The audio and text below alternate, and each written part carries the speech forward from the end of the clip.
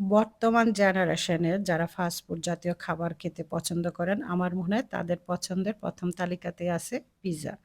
তো হ্যাঁ, বন্ধুরা আমি আজ আপনাদের সাথে একটু ভিন্ন ধরনের পিজ্জার রেসিপি শেয়ার করব। হ্যাঁ, এই পিজ্জাটা হলো ডাবল লেয়ারের স্টাফড পিজ্জা। তো চলুন আর দেরি না করে মূল রেসিপিতে চলে যাই। তো আসসালামু আলাইকুম বন্ধুরা। আশা করি সবাই ভালো আছেন। আমি আলহামদুলিল্লাহ ভালো আছি। আমি পিজ্জার জন্য এখানে অল্প একটু চিকেন রান্না করে নিলাম। আপনারা আপনাদের পছন্দ মতন চিকেনটা করে নিবেন। আর আমি গত পর্বে আপনাদের সাথে পিজ্জা ডোর রেসিপিটা শেয়ার করেছিলাম।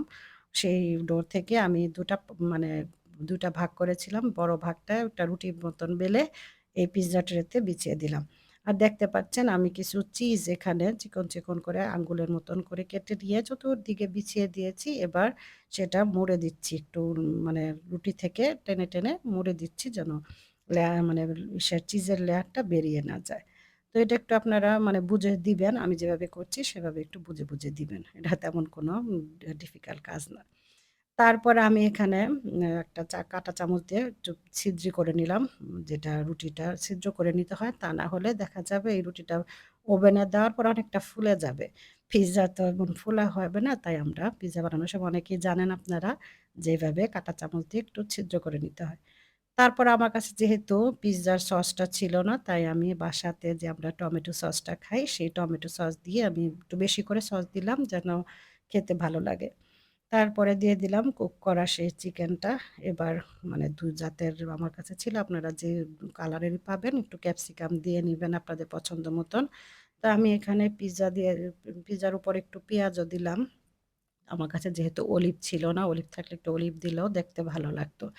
তারপর উপর দিয়ে আমি কিছু অরিগানো, তারপর কিছু শুকনা মরিচ ক্রাশড করা যেটা সেটা দিব।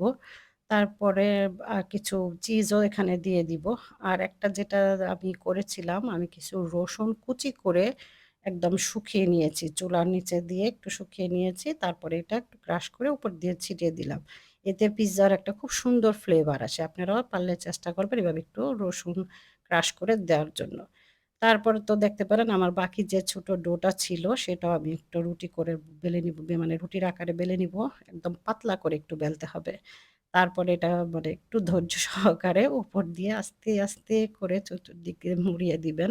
যেন নিচের যে লেয়ারটা আমি দিয়েছি চিকেন বা সস বা যে চিজ এগুলার ওটা যেন বেরিয়ে না যায়। তারপর আবার ১ম বারের মতন কাঁটা চামচ দিয়ে একটু ছিদ্র করে দিব। তারপর আবার একে, একে নিচে যে লেয়ার গুলা দিয়েছি সব লেয়ারটাই উপরে দিব। টমেটো সস এবার আমি চিজের পরিমাণটা একটু বেশি দিয়েছি নিচেরটার থেকে। তো দেখতে যেন সুন্দর লাগে। তো আমি বেশ খানিকটা চিজ কুড়িয়ে উপর দিয়ে দিলাম। আপনারা দেখতেই পাচ্ছেন।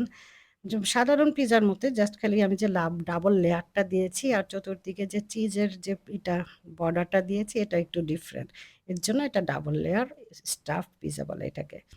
তো আমি এরপরে একে, একে অরিগানো, তারপরে যে দেখতে পেলেন যে শুকনা মরিচ ক্রাশ করা এটা, শুকনা মরিচ ক্রাশ করে এটা আমি স্বপ্ন থেকে কিনে এনেছিলাম।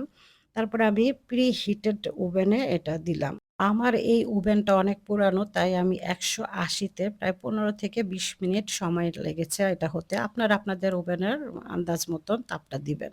তো হয়ে গেল আলহামদুলিল্লাহ আমার পিজ্জা দেখতে পাচ্ছেন কি সুন্দর ফ্লাফি আর দারুণ ইয়াম্মি হয়েছে।